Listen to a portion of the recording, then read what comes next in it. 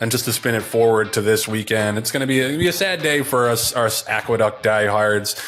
Cigar Mile Day was always one of my favorite days on the calendar. It's kind of like the last big day of the racing year before things start to rev up at Gulfstream early in the new year, and it's lost its Grade 1 status, and looking at this year's field, I can't really be too mad about that. But you do have some hard knocking horses in there. There's still a $500,000 purse. Interestingly enough, I think a New York bred has a real good chance to win the last Cigar Mile at Aqueduct, which I think would be kind of fitting because Aqueduct is really like New York's track. New York City's track, at least. So Doc Sullivan's got a big shot. Horse to beat is Phileas Fogg, who we haven't seen since he kind of gave it up late to Locked in the Woodward. I think he's more so going to be known this year for the horse in the Jockey Club Gold Cup, who came in and did dump IRAD and kind of screwed that race up a little bit. But he's been a really nice claim and has just done really good things this year, winning the Suburban, second in the Pimlico Special, had a really nice campaign. He's 3 for 5 at Aqueduct with 2 seconds, so he likes the track. He's drawn outside. But Nick, I thought there was enough speed in this race to potentially set it up for Crazy Mason. And I know he's not going to be a huge prize simply because IRAD is riding, but this is a horse that I think has been dying to go a one-turn mile. He won the Carter this year, just got up, going 7 furlongs. Then he ran in the True North, which is 6.5. He ran the Bing Crosby, which is 6. Got up for third late in the Forego, got up for second late in the Vosburg. I think I haven't seen the morning line yet. I'm hoping to get at least 4 or 5 to 1 on him. I think this is the day for him. How did you see the Cigar Mile looking at it? Yeah, one of the fun things about these miles, whether it's, eventually we'll get the Met Mile back around one turn, Cigar Mile, is that you have sprinters meeting routers, and Crazy Mason versus Phileas Fogg feels like the best example of that. Now, Crazy Mason is an interesting sprinter in that he's a dead last closer. And you wonder, not all flat miles are made the same. There are versions of it. I would say Aqueduct probably plays like more of an elongated sprint, where Belmont to me always played like more of a short route, in that, you might get a stretched out sprinter at Aqueduct that gets real brave on the front end. Crazy Mason's got, obviously, Irad Ortiz Jr. is one of the best riders around, period, but specifically with an off the pace horse, he can time things up so well. I honestly, Joe, I think the mile is exactly perfect for Phileas Fogg. So I think he's going to get a great trip on the outside. It's interesting to me that Joel Rosario, who has been on 3 different horses in this race, on whom he won he was on 2 other horses on whom he won their most recent start, and opted to go to Phileas Fogg, which it feels like Joel could be a really good fit for him, just kind of getting him to settle right on the outside. He's been specifically good at Aqueduct as well. That Excelsior back in April, that was a day where we had the Bluegrass and Santa Anita Derby and just a lot going on. I don't think people really noticed how well he ran the Queens County also at the end of December of 2024 in the slop. He just ran a hole in the wind. And I think there was some conversation afterwards about him going to a race like the Pegasus.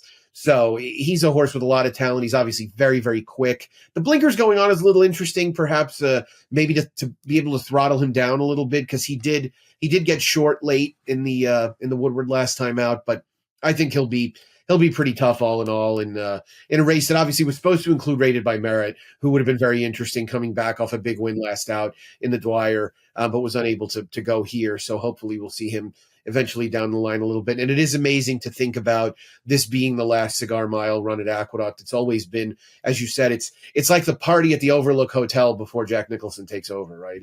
I don't want to use too much of an ominous analogy for what could happen in the future, but it is right before the winter sets in, right? So it was always the funnest card before we knew we were getting, 3 or 4 months of obviously lesser caliber racing. And this will look different at Belmont. The Remsen and Demoiselle will look different at Belmont, right? They'll be 1-turn races. Perhaps they'll be shortened because there's no real reason to run them at 1 1/8 miles. And the Remsen actually this year came up a terrific race as well. So it's a fun card. The couple of New York Stallion Series races have big fields also, and really kind of spice up those late sequences. Yeah, we're running She's Country in the Philly version of the New York Stallion Series race. It's such an interesting race because, for $500,000, you probably only got to run like what, a 70 buyer, maybe in the mid 70s to win that race. So she's never been on dirt, but for that purse, like it's just, and it's such a no brainer because obviously not just restricted to New York breds, but New York stallion progeny, and how many of those could there possibly be? So yeah, big field. I think that adds a little bit of spice to it. And Brian Bouye did a great piece on the NYRA website about the history of the Cigar Mile and the Remsen and the Demoiselle, which I posted on Twitter, which I think is worth reading. And there was the NYRA Mile, and then Cigar won it by 8 lengths or whatever, and eventually it was named after him. So definitely a race that's steeped in tradition and has a lot of really impressive and noteworthy winners over the years. I did want to get your take on the Remsen because it is an interesting and deep race. You got Talkin, who was second in the Champagne, in a race where I feel like nobody else really ran other than Napoleon Solo, but he does look like a major contender on paper. And then you got the rematch of the 1-2, and again, every DQ is the worst DQ that ever happened, but there was a lot of consternation about this DQ on the October 17th race when Renegade came up and beat Paladin by a head, and it was eventually DQ'd. Nick, what did you think of that DQ? And then you can go on to say what you think about this race. Yeah, it was, I don't want to say it was too dubious, but I think there's obviously an argument that it probably didn't have to happen. I think it's probably a split hairs decision for me for the most part. I think I understood a little bit of why they did it. It didn't really take anything away from the race that Renegade ran. And yes, he is still technically listed as a maiden. I don't think he's going to be a winless horse for very long. And, when he was kind of striding out a little bit late in that debut, a long way behind It's Our Time, you always knew this was a horse that was going to get better with distance. And I think that's exactly what we're running into. Spice is Nice was a stakes winner around 2 turns. And Into Mischief Progeny, of course, can run any distance. But yeah, Paladin's very interesting. This is an ownership group that really brings together a lot of the same people that own Sierra Leone. I think it is exactly the same group, actually, from top to bottom. And this is a well-bred gun runner where they're looking to make a splash with him long term.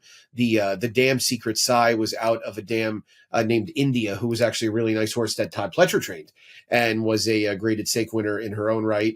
Won the Cotillion at Philly when it was known as Philly Park, as well as the Azeri. So there's a lot of pedigree there for this horse to be effective going long. And you would assume that they're banking on that long term. So I'm interested to see Paladin and Renegade as much as anybody in there, to be honest, Joe. I also thought that, I'm not sure how good courting is, but it's obviously fun to see a son of cavorting going. Obviously this is a half to Clariere. So, or is it a full to Clariere? I think it's a full to Clariere. Yeah, I should know that. This is a horse that obviously is going to be really interesting going forward, seeing how good he is as he develops.